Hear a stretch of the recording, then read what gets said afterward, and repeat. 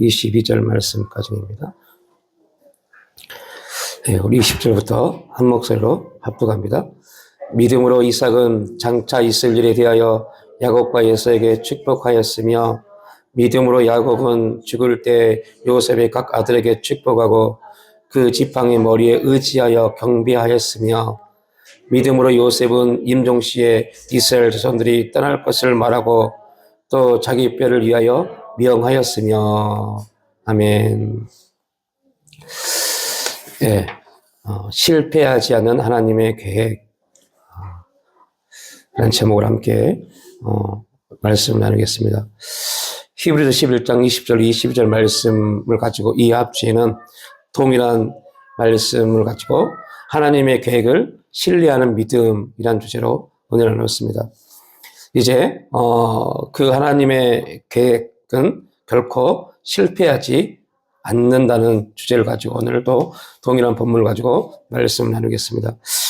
오늘 우리가 함께 고백했던 하나님의 열심이라는 찬양처럼 우리가 생각하기에는 정말 더딘 것 같고 안 되는 것 같고 이해되지 않고 받아들이지 못할 것 같은 그런 환경과 상황들, 왜 우리에게 이러한 삶이 지금 이루어지고 있는지, 왜 나는 이러한 환경 가운데 놓여 있는지, 왜 나는 뭔가를 하려고 하지만 되는 게 이렇게 없는지, 아니 되는 게 없는 게 아니라 안 되는 것처럼 느껴지는지, 왜 우리 가정은 이렇게 빡빡한지, 왜 우리 자녀들은 이렇게 소망 없이, 우리 꿈도 없이 왜 이렇게 길이 열리지 않을까? 이러한 생각들이 모든 그리스도인들, 거의 99.9%의 그리스도인들이 갖고 있는 생각일 겁니다. 그래서 더딘 것 같고 안 되는 것 같고 이해도 안 되는 것 같고 이거 내가 잘 믿고 있는지 옳게 가고 있는지 막 답답하고, 어떻게 해야 되나? 그럼 나는 지금 어떻게 해야 되지? 그러한 또 갈등과 고민이 계속 우리를 좌우할 겁니다. 그럼에도 불구하고 조금 더딘 것 같아도 이해되지 않아도 하나님의 열심, 우리가 느끼든 느끼지 못하든 하나님은 당신의 열심을 통해서 당신의 뜻 가운데 일하시고 역사하시고 계속적으로 운행하고 계시다는 것, 결코 그분의 계획은 실패하지 않는다는 것, 오늘 우리가 히브리서 11장을 통해서 그 사실을 믿음의 선진들을 통해서 계속 보고 있는 사실입니다. 이삭, 야곱, 요셉, 이삭과 야곱과 요셉, 이 세 사람은 하나님이 아브라함에게 주신 언약을 이제 각자 이삭을 통해서는 언약이 성취되는 사건을 경험했고, 성취된 언약이 야곱을 통해서 어떻게 적용되어지는지, 그리고 그 아들 요셉을 통해서 어떻게 완성되어지는지를 우리에게 정확하게 보여주겠습니다. 이삭, 야곱, 요셉은 아브라함에게 주신 언약의 구속사의 전말을 우리에게 보여줍니다. 이게 왜 중요하냐면 아브라함에게 언약했던 거, 하나님 우리에게 말씀을 통해서, 아브라함의 언약은 우리에게 주신 말씀입니다. 그 말씀이 이제 이삭에게, 야곱에게, 요셉에게 성취, 적용, 완성하신 것처럼 오늘 말씀 우리에게 어떻게 나타나는지, 우리 말씀 우리를 어떻게 인도해 가시는지, 그리고 어떻게 우리를 통해서 완성해 가시는지를 보여주고 있는 것이 이 아브라함의 자손들, 세 족장에 대한 이야기입니다. 이삭, 야곱, 요셉, 이 세 사람의 믿음은 영적이었습니다.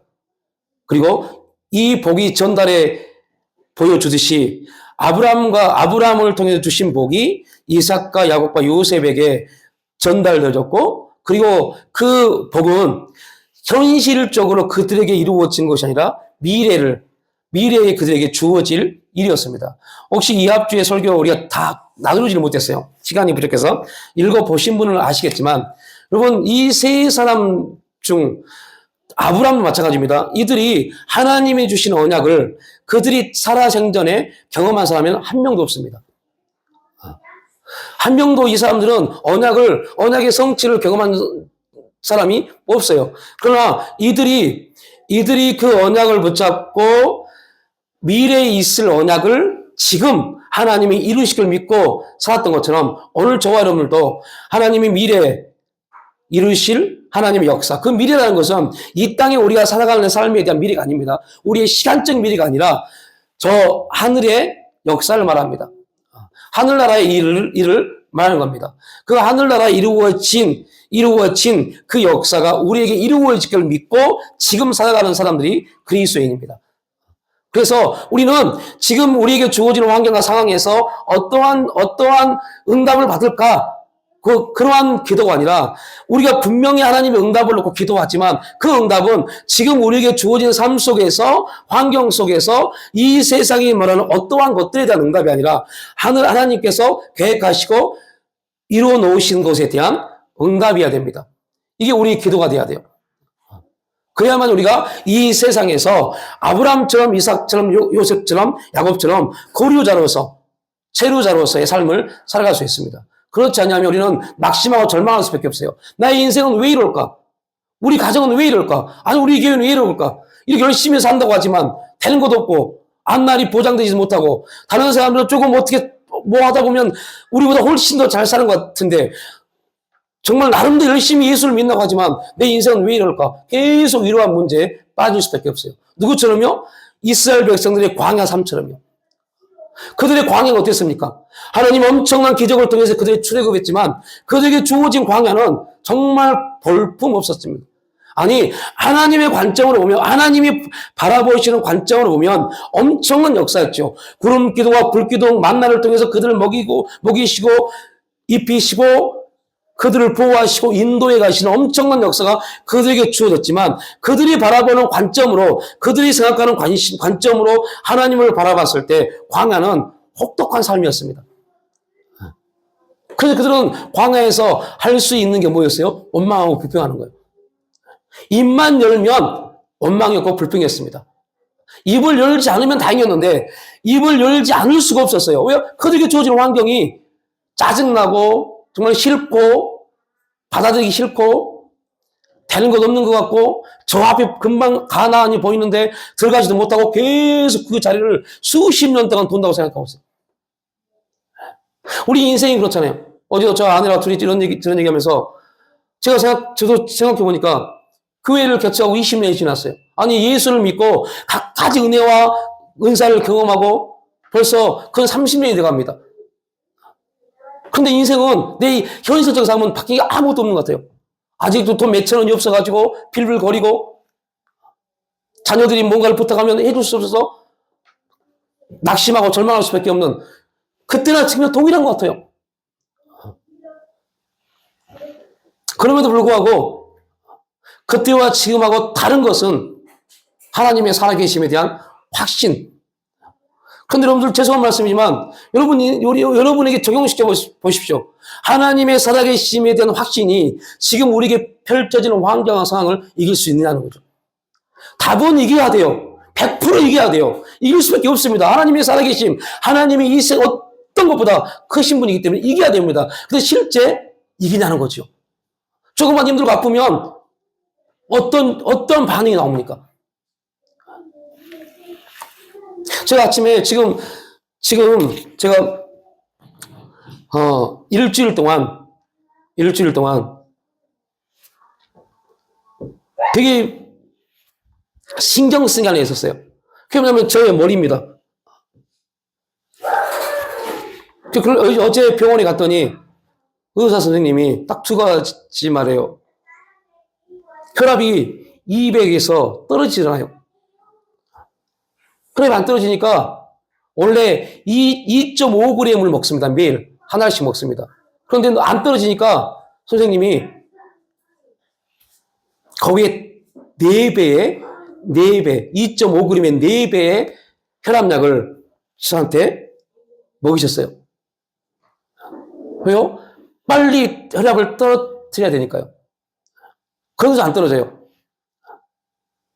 그러면서 하신 말씀이 이 약을 먹였으니까 지금 집에 가시면 한 6, 7시간 동안 정신 못 차리고 그럴 겁니다.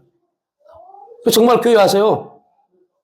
그때부터 누워서 거의 4시 반까지 일어나지 못했어요. 그러면서 하신 말씀이 목사님, 처음에 저한테 뭐 하신 분이세요? 저 교회 목사입니다. 그러니까 더 이상 안 물어봐요. 아, 네. 그러면서 제 머리에 지금 탈모가 3군데가 크게 났어요. 너무 심한 탈모가 있어서, 이거는 이제 의사 선생님 말이기 때문에 말씀드립니다. 그분이 그렇게 해요. 목사님, 이거 해결하지 않으면 이거는 스트레스성 탈모가 아니라 병입니다. 병으로 인해서, 질병으로 인해서 머리에 탈모가 왔다고 말씀을 하시더라고요. 이거 치료해야 된다고.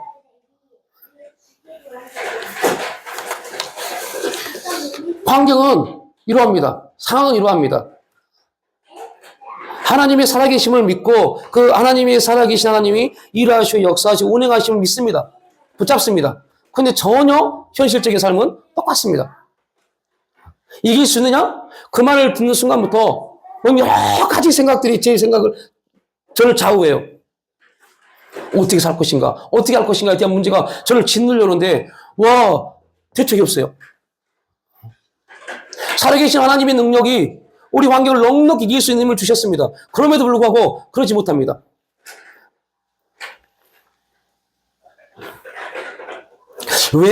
왜 이러한 부분들이 우리 가운데 이루어질까? 목사님, 저도 마찬가지입니다. 이런 설교를 하고 있고, 이런 메시지를 전하고 있지만, 하늘의 역사가, 하늘에서 이루어진 그 역사가 우리의 삶을 지배하지 못해서 그래요. 분명히 하나님이 우리에게 말씀하신, 예수님이 우리에게 가르치신 기도는 딱 한 가지입니다. 주기도문요. 뭐라고 말씀하십니까?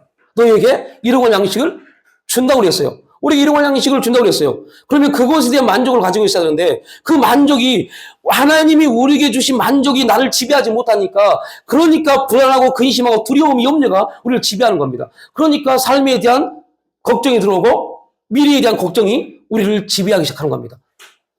그때는요, 아무런 믿음이 우리를 인도하지 못해요. 우리가 나눴잖아요. 분명히 아브라함이 힘들고 어려울 때 어디로 돌아갈 수 있어요? 갈대아 우르로요. 갈대아 우르로 돌아갈 수 있는 그런 아브라함이었음에도 불구하고 아브라함이 갈대아 우르로 들어가지 못한 이유가 뭐였을까요? 그가 돌아가지 않으려고 했어요? 아닙니다. 하나님이 주신 믿음이, 아브라함에게 주신 믿음이 아브라함이 갈대아 우르로 가지 못하도록 만든 겁니다. 이게 믿음입니다. 이게 믿음입니다. 우리가 왜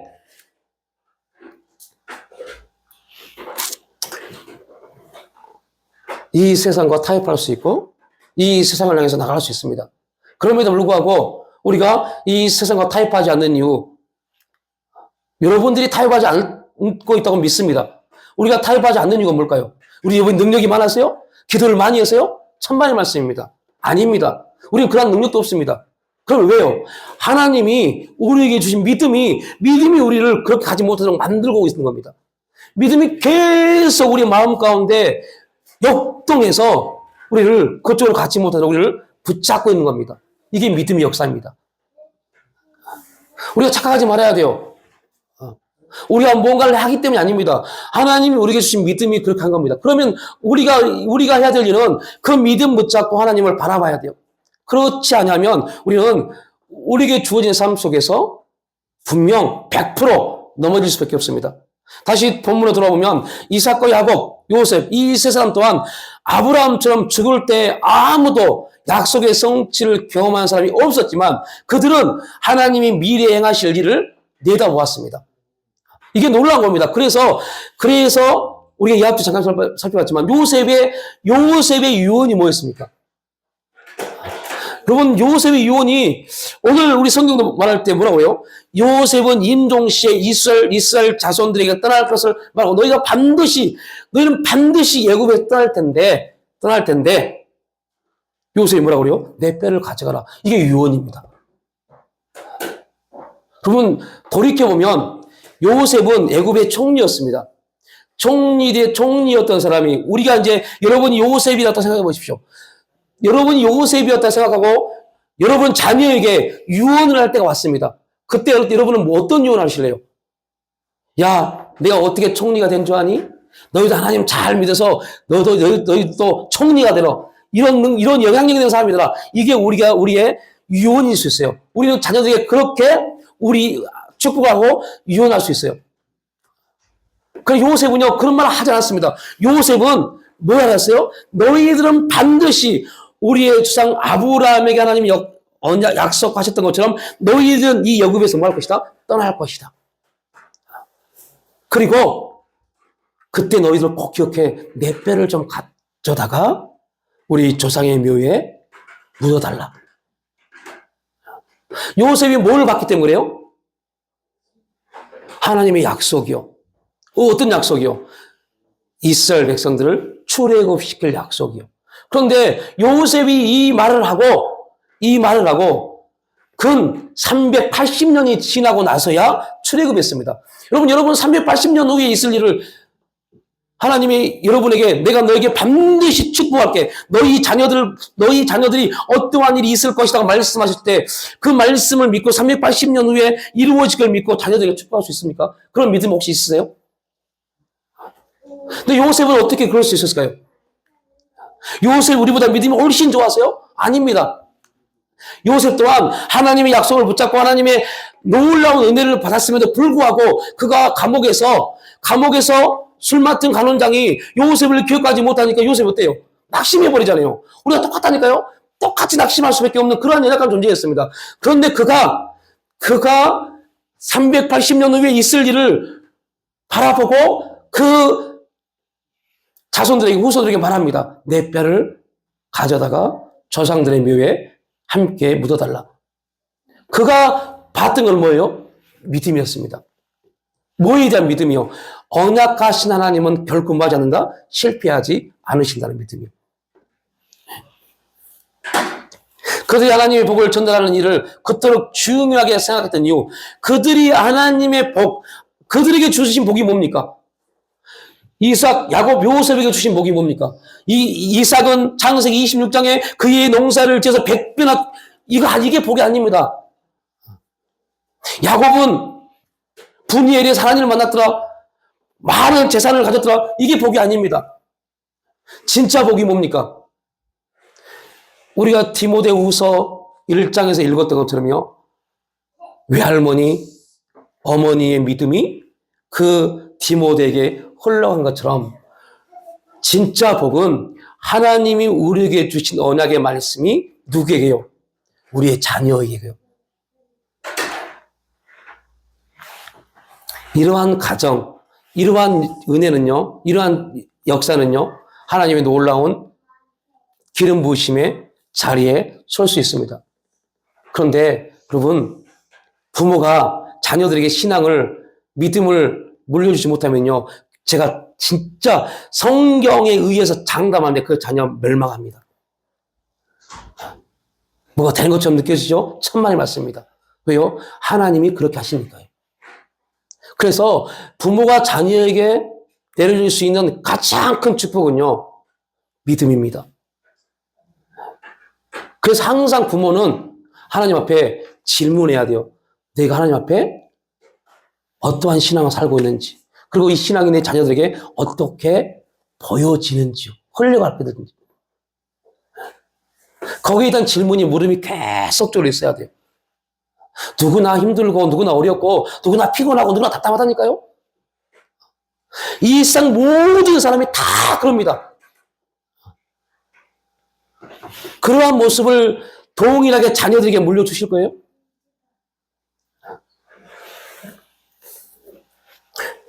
그러면 그러할지라도 하나님이 우리에게 주신 믿음을 가지고 일어나는 모습을 보여줘야 돼요. 모든 환경에 맡겨서 부모, 엄마, 아빠 어떻게 살아? 그렇게 어떻게 살았어? 하나님이 붙잡아 주셨고 인도해 주셨고 너희들이 본 것처럼 하나님이 이런 역사를 주셨어. 이 부분을 남겨줘야 돼요. 야, 그때 나 진짜 죽을 뻔했다. 이거 남겨주실래요?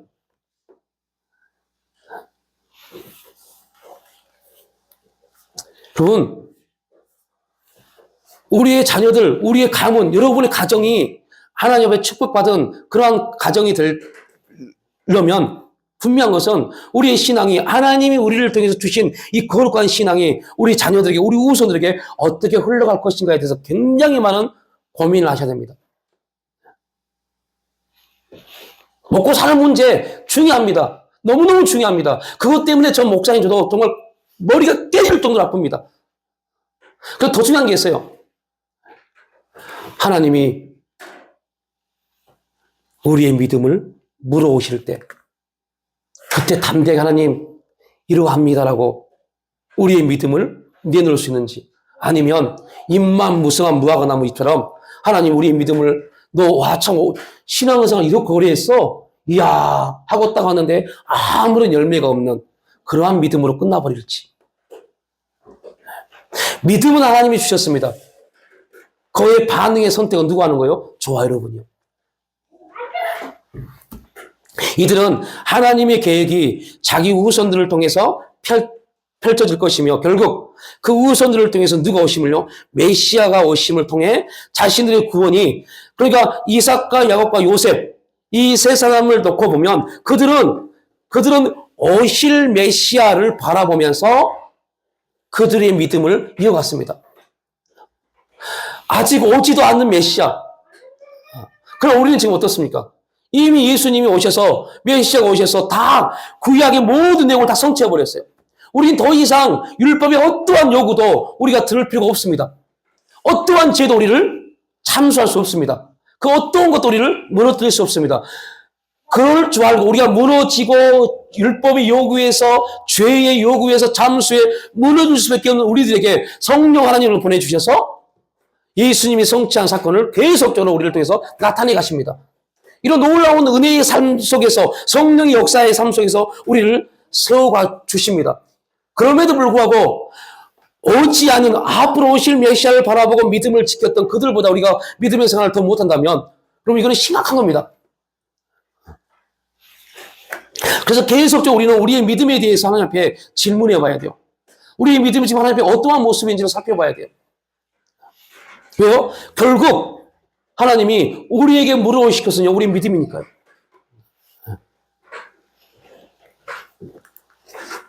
특히 요셉은 여러 이유로 인하여 예국 땅에 살며 생겼지만 미래에 죽었을 때라도 하나님이 자기에게 번향을 주시라는 확실한 믿음을 가지고 소망을 가졌습니다.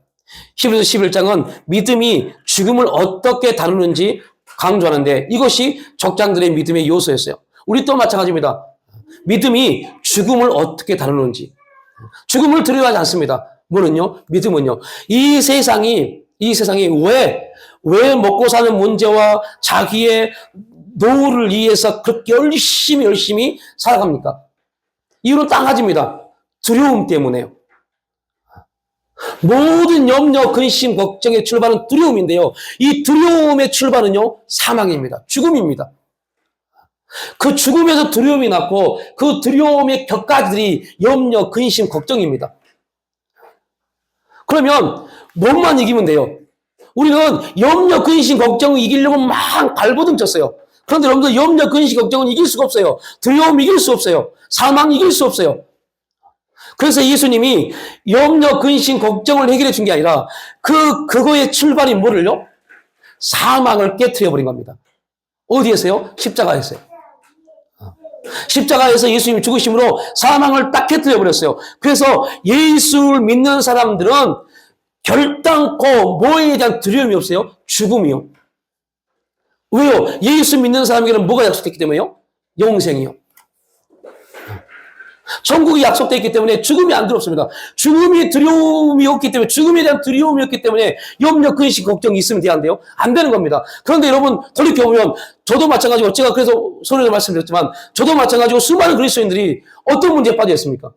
삶에 대한 염려요, 근심이요, 걱정이요. 내가 어떻게 될 것인가? 내 미래가 어떻게 될 것인가? 여러분 육체가 아프신 분들은 계속적으로 뭐에 대한 고민이 있어요. 제가 그 아픔 때문에 어떻게 될지에 대한 두려움이 있는 겁니다. 염려가 있는 겁니다. 돈이 없는 사람들은요, 이렇게 살아가지고 내 노후가 과연 될까라는 두려움이 계속 우리를 지배하는 겁니다.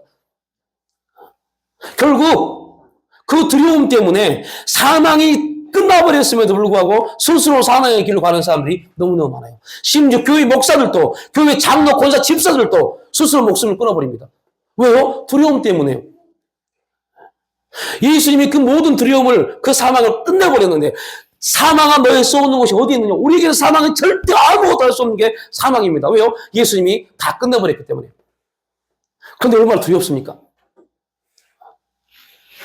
그 사망이 격가지를 내서 두려움을 주고 그 두려움의 격가지가 염려, 근심, 걱정입니다. 어떻게 살래? 이제 그래서 사탄이 쭉 옵니다. 왜요? 사탄이 다스리는 게 사망입니다. 그러니까 사탄이 딱 와서 우리에게 제일 먼저 하기 뭔지요? 사망을 말하지 않습니다. 왜요? 사망을 말하는 순간 우리는 누구를 말하니까요? 예수 그리스도를 말하니까요. 그래서 사탄은 사망을 가지고 역사하는 게 아닙니다. 뭘 가지고 역사해요? 염려, 근심, 걱정이요. 이 염려, 근심, 걱정은요, 이 세상의 삶의 질서입니다. 이 세상 삶이 말하는 삶의 원리입니다. 이 세상 모든 사람들은 돈이 있건 없건 건강하든 아프든 모든 사람이 염려, 근심, 걱정을 안고 살아갑니다. 그래서 염려하고 근심하고 걱정하는 건 당연한 겁니다. 라고 받아들이게 합니다. 그리고 사탄은 그 격가지들을 가지고 와서 우리에게 역사합니다. 참수합니다. 그럴듯하게요. 근데 중요한 것은 너무 많은 그리스도인들이 거기에 빠져버려요.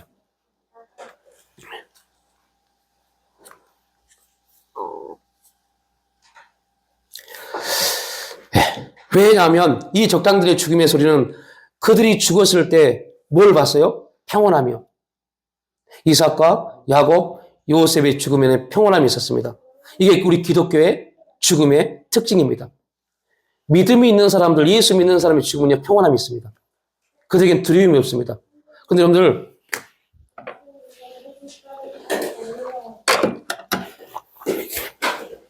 직분의 문제가 아닙니다.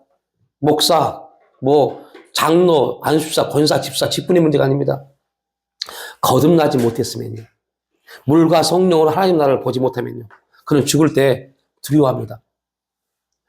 예수 믿는 사람들도요, 동일하게 사탄, 귀신과 하나님 천사가 동일하게 임합니다.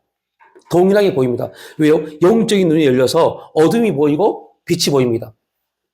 그러나 진짜 예수 믿는 사람들은요, 눈이 열린 순간 어둠을 향해서 선포합니다. 썩 꺼져라고요.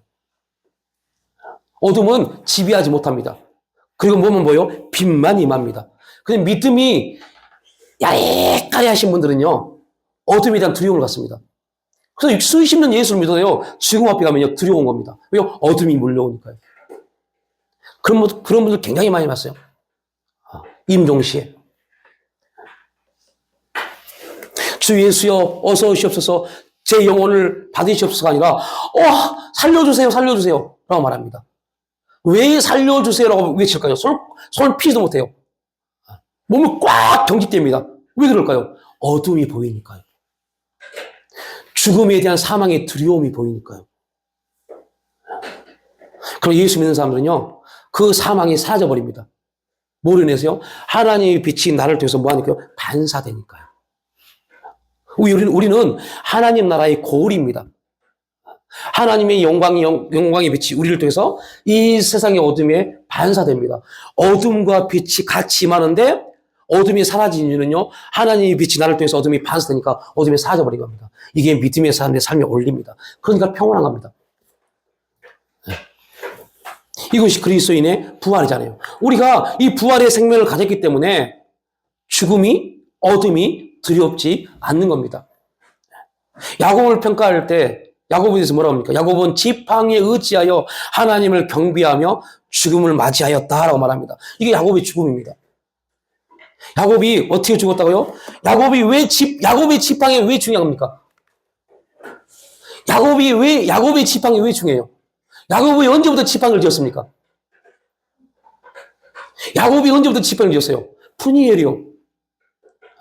푸니엘의 사건을 통해서 야곱은 지팡이가 없으면 살 수 없는 존재가 됐습니다. 지팡이가 없으면 살 수 없는 존재가 됐단 말은 무슨 말입니까? 하나님의 은혜와 도우심이 없으면 살 수 없는 존재가 된 겁니다. 그래서 야곱은 지팡이 볼 때마다 뭘 생각해요? 하나님의 도우심이요. 그래서 야곱이 마지막에 죽을 때 지팡이를 의지해 죽었다는 것은 하나님의 도우심, 하나님의 은혜를 그는 죽을 때 생각한 겁니다.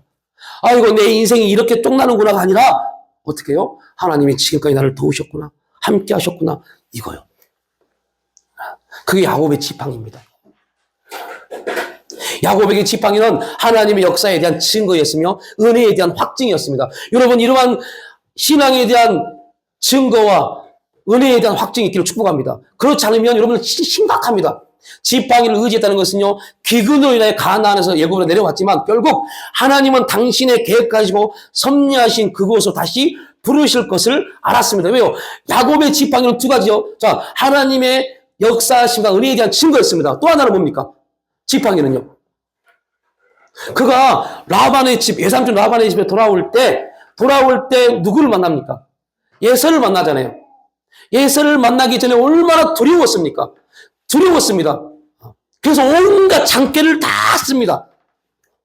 그리고 그날 밤에 누구를 만나요? 하나님을 만나요. 하나님을 만나고 그 다음날 어떻게 됩니까? 예서가 엉뚱하게 나옵니다. 예서가 내 동생하고 와버립니다. 그 하나님을 만나기 이전까지는요, 야곱의 입장에서 예서는 어떠한 사람이었어요? 나를 죽이는 사람이요. 그러니까 지팡이는 분이엘의 놀라운 하나님 역사에 있지만 가나안 땅, 내가 하나님이 약속하신 가나안 땅에 돌아올 때 그 관문, 그 야복강을 건너는 관문에서 마치하는 하나님의 은혜의 역사였습니다. 다시 내가 돌아갈 때는, 가나안에 돌아갈 때는 그 전까지는 뭐예요? 내 깨와 내 지혜와 내 노력과 내 열심으로 가나안에 돌아왔지만, 다 가나안에 가려고 왔지만 결국 가나안은 뭐다? 하나님의 은혜 아니면 살 수 없는 곳이다. 이게 이스라엘 백성들의 40년 광야 생활이잖아요. 40년 광야 동안 하나님 하신 게 뭡니까? 내 은혜 아니면 살 수 없는 것이 가나안이다. 이거를 40년 동안 훈련시킨 겁니다. 내가 은혜를 주지 않으면 너희는 살 수 없는 게 가나안 땅이야. 하나님에게서는 평안을 가지고 죽음에 다가가는 것은 어느 시대에나 기독교 믿음의 특징입니다. 하나님을 온전히 신뢰하지 못한다면 우리는 결코 죽음에 대해서 자유롭지 못할 겁니다. 참 놀라운 사실 하나는요, 죽음은 그 자체로 제약된 인간들에게 엄청난 권세를 지닙니다. 이게 죽음의 사망입니다. 그런데 성경은 우리에게 분명히 말씀합니다. 예수 그리스도께서 십자가에서 죽으심으로 모든 사망 권세를 어디에요? 땅에 묻으시고 땅에 묻어버렸어요. 그러니까 여러분들 성경이 얼마나 기가 막힙니까? 우리가 땅에 속한 자가 되면 어디에 속해요? 죽음이요. 죽음을 두려워하는 사람들은 결론적으로 어디에 속하는 거예요? 땅에 속한 사람입니다. 그래서 사도 바울이 뭐랍니까? 땅의 것을 생각하지 말고, 왜요? 땅의 것을 생각하면 그것이 사망이기 때문에 사망은 계속 우리 염려, 근심, 걱정을 계속적으로 나게 하는 겁니다. 위의 것을 생각하라. 하나님의 권능으로 부활하셨다고 증거합니다. 우리의 믿음은 성경이 증거하고 있는 그 사실에 대해 계속적으로 뭐 해야 돼요? 반응해야 돼요. 그래야만이 우리의 믿음이 우리를 통해서 그의 역사를 나타냅니다. 이삭, 야곱, 요셉의 믿음은 하나님의 말씀에 근거해서 오직 그 말씀에 고정되어 있었으며 그 말씀을 통해 하나님이 계시하신 섭리에 항상 고정되어 있었습니다. 그러니까 이들의 신앙이 우리에게 믿음의 선진으로 보여졌던 것은 그들이 하나님께 온전히 말씀에 고정되어 있었기 때문입니다. 이 말은 다른 말로 우리말로 표현하면요, 오직 누구만 바라봤어요? 하나님만 바라본 겁니다. 새 족장의 믿음으로 하나님의 계시를 받아들였으며 하나님의 계획을 통해 자기가 하나님의 위대한 구성 목적에 연결되어 있음을 알았습니다. 그러니까 여러분들 구약만 쭉 보면 이 말씀이 이해가 안 되는 겁니다. 구약만 보면 그들이 하나님의 구속의 역사를 바라보고 산 게 아니었잖아요. 그잖아요. 그죠? 그런데 그들이 이삭과 아브라함, 이삭, 야곱, 요셉이 하나님의 구속의 역사를 바라봤다. 어떻게 알 수 있어요? 신약을 통해서요. 왜요? 신약이 그들을 그렇게 평가하잖아요. 여러분, 이게 왜 중요한지 아십니까? 여러분, 우리의 지금 현재 지금의 우리의 삶을 보십시오. 지금의 우리의 삶을 보면 여러분의 믿음을, 저와 여러분의 믿음을 누가 인정하겠어요? 죄송한 말이지만요. 여러분 스스로 여러분의 믿음을 인정하십니까? 인정한다고 하신 분들은 진짜 대단한 사람들입니다. 진짜 하나님과 함께 하신 분들입니다. 저도 제 믿음을 인정하지 못할 것 같아요. 지금 제가 고민하고 갈등하고 넘어지고 쓰러지고 혼란 가운데 있는 모습을 보니까요. 그런데 결국 우리의 믿음을 평가해 줄 사람은 누구일까요? 우리도 아니고 우리와 동시대 사람도 아닙니다. 누구요? 여러분의 자녀요. 우리의 자녀요. 우리의 자녀들이 부모의 믿음을 평가하는 겁니다. 다시 말하면 아브라함과 이삭과 이들은 어땠어요? 그들의 믿음은 구약을 창세기를 좀 읽어보세요. 그들이 미래에 있을 일을 바라보고 산 게 아니었잖아요. 그냥 그들은 삶을 산 겁니다. 그런데 신약이 그들을 이렇게 평가하는 겁니다. 이해가 되시죠? 그래서 여러분들 이 놀라운 거 이게 무슨 말이냐면 여러분의 자녀가 부모인 우리의 믿음을 온전히 평가했단 말은 무슨 말입니까? 다른 말로 표현하면 하나님이 우리의 믿음을 그렇게 평가하시다는 겁니다. 하나님이 우리의 믿음을 그렇게 평가하신다는 겁니다. 이게 놀라운 겁니다. 아브라함을 보십시오. 아브라함의 믿음이 진짜 창세기를 보니까 믿음이 엄청 좋은 것 같지 않잖아요. 얼마나 많은 실수를 범합니까? 얼마나 많은 잘못된 부분을 나타내십니까? 그런데 결국 우리는 아브라함을 뭐라고 합니까? 믿음의 조상이요. 여러분 이런 엄청난 평가를 받은 사람이 누가 있습니까? 근데 아브라함은 우리는 믿음의 조상이라고 말합니다. 누가 이렇게 평가하세요? 후대, 그의 믿음의 후손들이요. 그러면 우리가 아브라함을 믿음의 조상으로 평가한다면 하나님은 어떻게 평가해요? 하나님은 동일하게 아브라함을 그렇게 평가하신 겁니다. 그래서 여러분들 성경에서 우리에게 말씀하고 있는 이 말씀들이 우리에게 성령을 통해서 적용되어지면서 우리가 그 말씀에 적용받으면서 우리의 믿음이 우리 자녀들에게 어떻게 보여지는지. 그래서 자녀들하고 이런 믿음에 대한 얘기를 굉장히 많이 하셔야 돼요. 실수하고 잘못된 부분도 나누어야 돼요. 그냥 열심히 기도해 교회 나가. 여러분 지금 아무런 효과 없습니다. 자녀들하고 이러한 얘기를 많이 해야 돼요. 돈 얼마 벌어서 용돈 얼마 준 거요? 예, 천만의 말씀입니다, 여러분. 모르죠. 자녀들은 그걸 좋아할 수 있어요. 아이 시끄러워 용돈이 얼마 줘. 이게 더 좋아할 수 있어요. 그럼 나중 되면요 완전히 달라집니다. 그래서 부모의 신앙이 계속 자녀들에게 뭐예요? 말로 인해서 구전을 통해서 이어져 와야 돼요.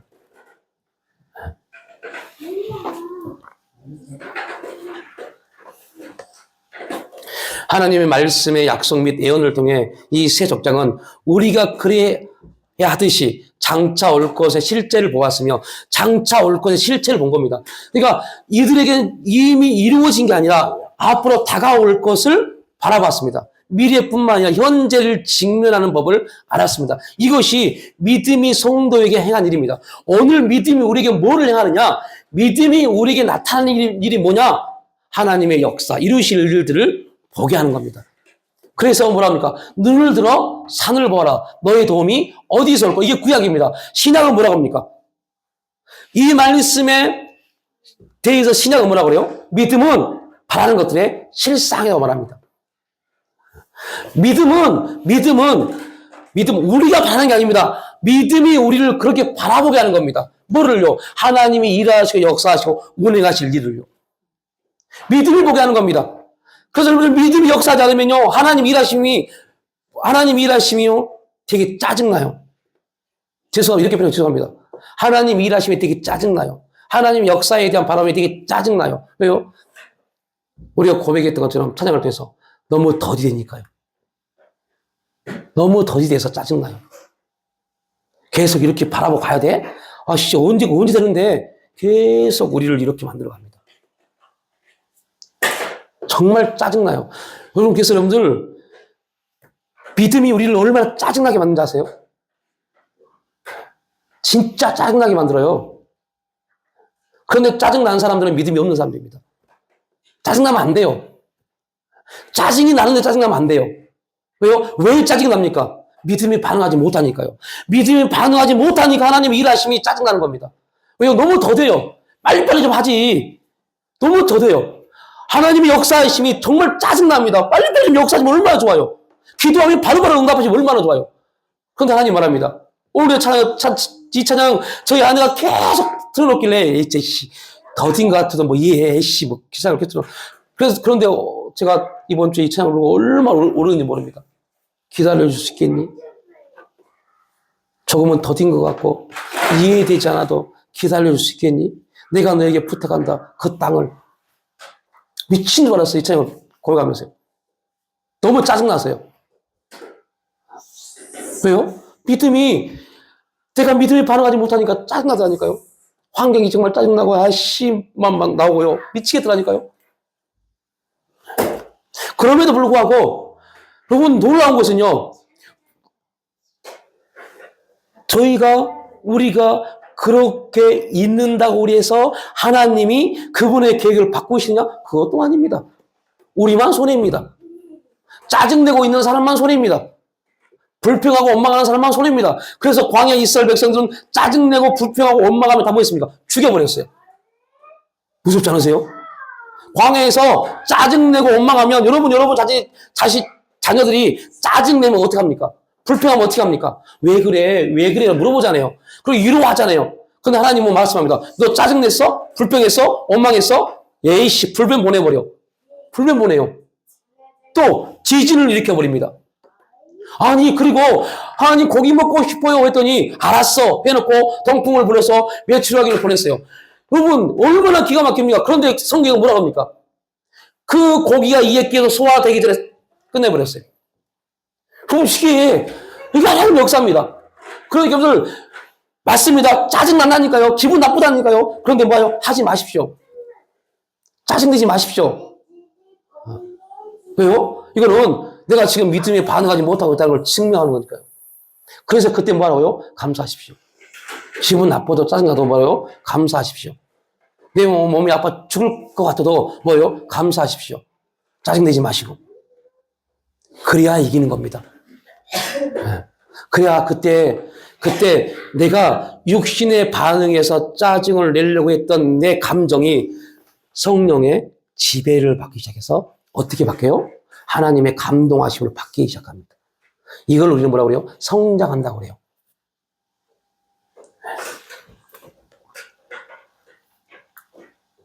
시간이 너무 많이 가버렸네. 믿음의 역사 가운데서 있었던 족장들은요, 실패하지 않는 하나님의 계획을 바라보았습니다. 하나님은 결코 실패하지 않으십니다. 하나님이 결코 당신의 역사를 우리에게 허비하지 않으십니다. 믿음의 족장들을 통하여 더욱 확실하게 알 수 있는 것은 하나님의 계획은 실패하지 않는다는 겁니다. 하나님의 계획을 이해하는 것이 족장들에게 필수적인 것이었다면 히브리서 11장이 그들을 우리의 믿음의 모범으로 말하고 있다면 하나님의 계획은 그리스도인 모두에게 대단히 중요한 것임에 틀림이 없습니다. 왜요? 그건 반드시 이루어질 것이니까요. 하나님의 약속이 기록된 성경은 하나님의 계획의 중심이 죄인의 구원을 위한 예수 그리스도의 사역이라는 것을 우리에게 보여줍니다. 아브라함에게 주어진 약속들은 그리스도 안에서 실현되었습니다. 그래서 바울은 말합니다. 하나님의 약속은 얼마든지 그리스도 안에서 뭐가 돼요? 예가 됩니다. 여기서 많은 목사님들이 잘못 설교했어요. 잘못 가르쳤어요. 그리스도인들은 아니요. 말할 수 있어야 된다. 라고 말합니다. 이거는 바울이 말하는 그 내용이 아닙니다. 반드시 말합니다. 어디 안에서요? 하나님의 약속이요. 우리가 아니, 옳고 그름의 기준의 모든 판단은 하나님의 약속입니다. 우리가 살았던 삶의 윤리적, 부족적 기준이요. 천만의 말씀입니다. 여러분, 도덕적 기준은 다 다릅니다. 이 안에 얼마 되지 않아요. 20명이나 될까요? 그런데 여러분들, 지금 우리나라에 이루어지게 있는 한 현상을 가지고 서로 말해보면요. 서로 다를 겁니다. 서로 다를 겁니다. 어제 여러분들 혹시 뉴스 보셨습니까? 저 서부 지원에서 있었던 일이요. 반대, 찬성. 여러분 똑같은 환경을 가지고 똑같은 나라 국민이 전혀 다른 의견을 내요. 우리가 생각하고 있는 기준은요, 다 다릅니다. 그래서 옳고 그름은요, 인간의 옳고 그름은 다 틀린 겁니다. 하나님 우리에게 옳고 그름을 주신 적이 없어요. 아담이 범죄함으로 생긴 게 옳고 그름입니다. 우리는 어디 안에서만요? 하나님의 진리의 말씀 안에서만요. 그 말씀 안에서 우리에게는 옳고 그름이 아니라 판단할 능력, 분별력을 주신 겁니다. 그래서 분별해야 돼요. 하나님 말씀에 의한 분별이 필요한 거지, 이게 옳으냐 그러냐, 그럼 100% 그들이 살아왔던 삶의 경험입니다. 내 경험과 내 지식 안에서 옳고 그름 말하지, 하나님 말씀과 무관해요. 그것으로 싸고 난립니다. 하나님이 뭐라고 말하실까? 그래서 바울은 말하면 또, 야, 땅의 것 생각하지 말라니까, 땅의 것을 생각하면 땅에 속한 자가 되어서 옳고 그름의 문제에 빠져서 네가 옳으니 내가 그름의 문제에 빠지는 거야. 그래서 유의 것을 생각하고 라고 말합니다. 유의 것을 생각하라.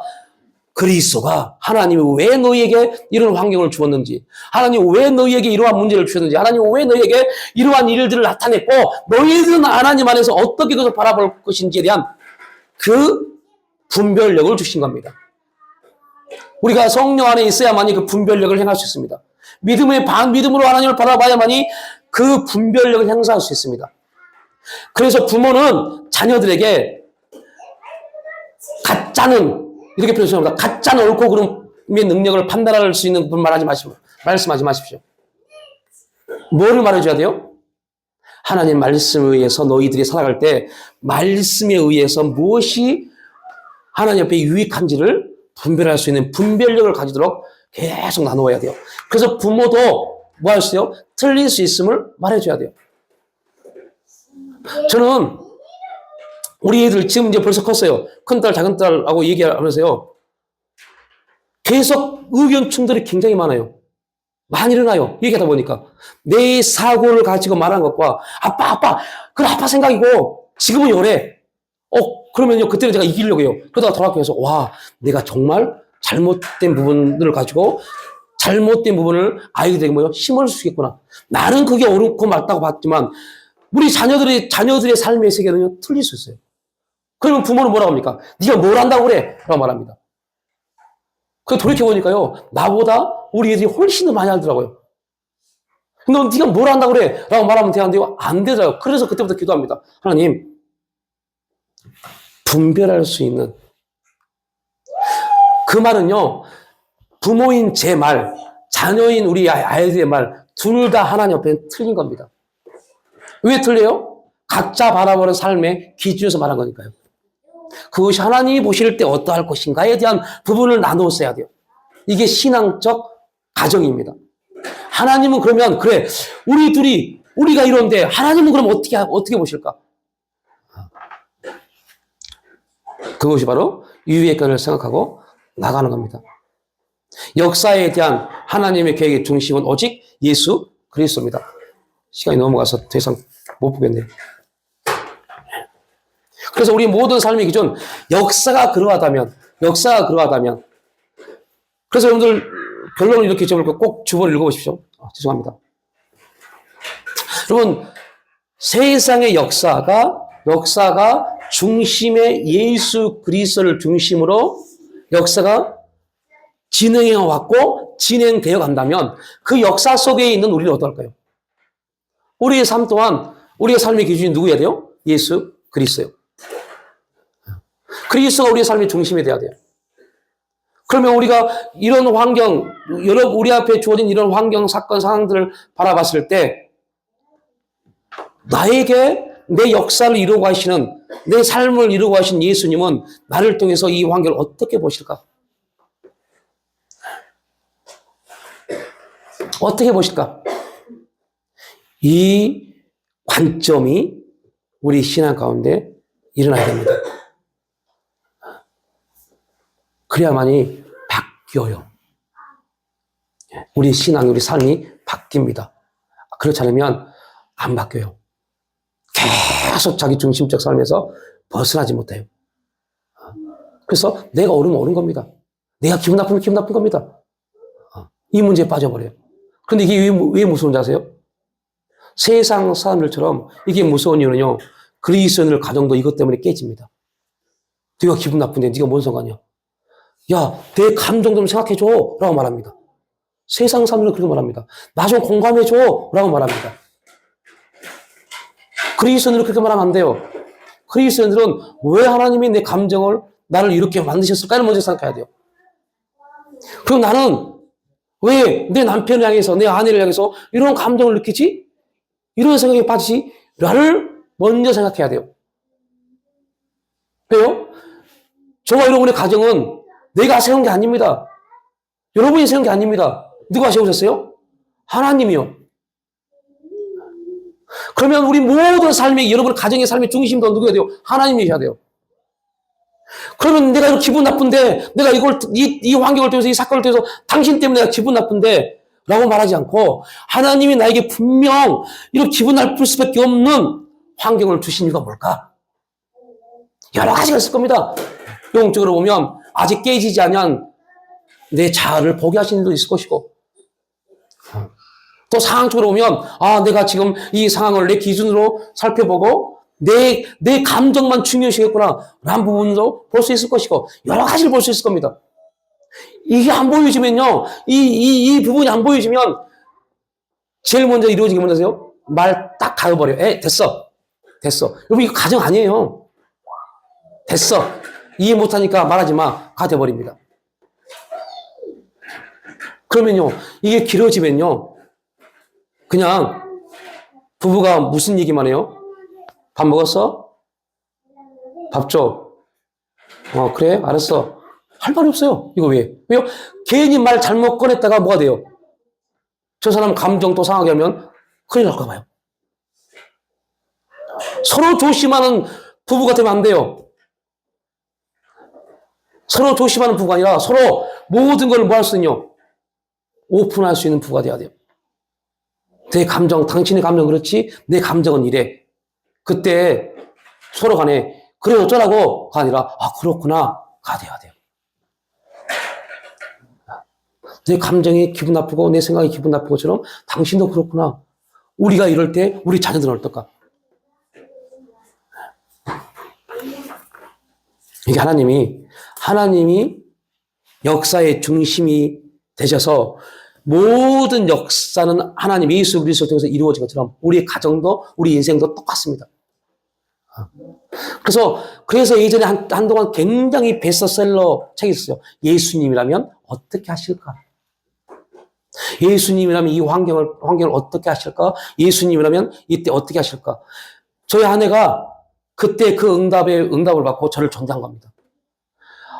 예수님이라면 이때 이 그룹에 갈까? 이 그룹에 갈까 하다가 예수님이라면 저렇게 술 취해서 앞뒤 분간 못하는 저 인간들한테 갈 게 같지. 해서 와서 저를 전도했어요. 그래서 분간 못한 저를 목사 만든 겁니다. 여러분 어떻게 하실래요? 예수님이라면 어떻게 보실까? 예수님이라면 어떻게 행하실까? 처음에는 되지 않을 겁니다. 우리도 그렇다 해서 우리가 계속 되냐? 그것도 아닙니다. 그러나 계속해서 이렇게 만들어가는 겁니다. 그렇게 행하고 가면서 우리가 변화되어져 가는 거죠. 결국 이렇게 한 이유가 뭐예요? 하나님의 뜻이요. 자, 결론 이렇게 씁니다. 하나님이 구약을 통해서 아브라함, 이삭, 야곱, 요셉을 통해서 그 많은 엄청난 창세기 12장부터 50장까지 그 많은 장을 통해서 쫙 펼쳐왔던 이야기들을 오늘 히브리서 11장은요, 딱 세 줄로 끝내버립니다. 그 엄청난 이야기들을요, 세 줄로 딱 끝내버려요. 어떻게 해요? 이삭은 뭐 했어요? 축복했다. 야곱은 뭐 했어요? 지팡이에 죽었다. 요셉은 뭐 했어요? 내 뼈 좀 가져가. 이걸 끝내버립니다. 그 어마어마한 얘기를요. 왜요? 그 구약은 그들의 인생을 통해서 넘어지고 쓰러지고 낭망하고 절망하고 낙심하고 했던 모든 이야기를 쫙 풀어가면서 결국 그들이 그리스도 예수 하나님의 중심 안에서 하나님이 세우신 기준에서 이렇게 세워졌다. 그리고 신약은 뭘 봐요? 세워진 것만 봅니다. 그래서 우리가 나눴잖아요. 여러분, 아브라함을 떠났던 아브라함의 조카 롯, 그가 믿음 있는 사람입니까? 믿음이 없는 사람입니까?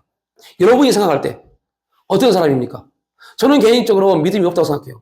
그런데 베드로는 어떻게 평가했어요? 베드로는 롯을 어떻게 평가했어요? 믿음으로 그는 구원받았다고 말했어요. 믿음이 진짜 짓구리만큼도 없어요. 예. 오직 믿음이 없으면 지 딸들이 지 술 먹여놓고 그 짓거리 해도 모르잖아요. 그런데 여러분들 놀라운 것은 베드로는 뭐라고 그래요? 믿음으로 롯은 그 멸망받을 소돔과 고모라 돼서 구원받았다고 말해버려요. 평가가 전혀 다릅니다. 왜 그럴까요? 베드로는 왜 롯을 믿음으로 구원받았다고 평가했을까요? 구원은 뭘 말하니까요? 이거 물으면 안 되는데? 지금 수십 년 예수 믿는 사람들이? 구원을 뭘 말해요? 죽음에서 해방이요. 죽음에서 멸망에서 해방이요. 이게 구원입니다. 이게 구원입니다. 그래서 제가 말했잖아요, 수요일 날. 여러분, 이스라엘 백성들 언제 거듭났어요? 언제 거듭났습니까? 애굽에서 유월절 어린 양, 피를 발라서 사망이 넘어갔잖아요. 그때 거듭난 겁니다. 그는 그들 하나님 나라에 들어가지 못했어요. 왜요? 물과 성령으로 다시 그들이 거듭남을 가져야만이 가나안 땅을 가질 수 있기 때문에. 우리는 거듭났습니다. 그런데 우리가 가나안 땅을 살지 못할 수 있어요. 뭐 하면요? 성령의 역사를 받지 못하면요. 성령의 인도를 받지 못하면요. 성령 안에 살지 못하면요. 롯의 구원을 베드로가 말한 것은요. 그의 믿음이 오늘 족장들처럼 인정받은 믿음이 아닙니다. 어디에 있었어요? 하나님이 멸망시킬 어디예요? 소돔과 고모라 땅이요. 거기에서 구원받은 겁니다. 그러나 그는 하나님 나라를 가졌을까요? 못 가졌을까요? 이거는 다른 문제입니다. 우리도 마찬가지입니다. 저 목사입니다. 여러분요. 아니었어요. 권사님, 집사님입니다. 직분을 가졌기 때문에 거듭났다고 봅니다. 그런데 하나님 나라는 소유하셨습니까? 그러고 질문하면요. 그건 또 다른 문제입니다. 하나님 나라 소유하지 못하고 평생 광야에서 헤매다가 죽을 수도 있어요. 이건 또 다른 문제입니다.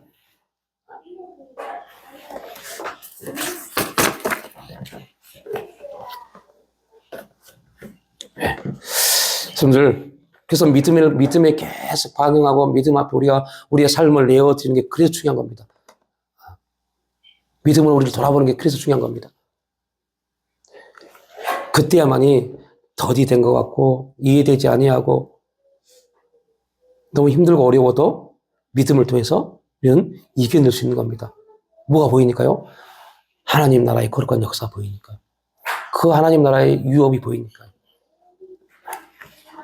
결코 실패하지 아니하시는 하나님의 계획을 신뢰하며 믿음으로 우리의 발걸음을 한 발 한 발 내디딜 수 있는 저와 여러분의 삶이 될 수 있기를 주님의 이름으로 축복합니다. 하나님, 너무 연약하여서 너무 무지해서 하나님 원망할 때가 너무 많고 짜증을 내고 답답함을 토로하고 모든 것 다 내려놓고 포기하고 싶을 때가 너무너무 많습니다.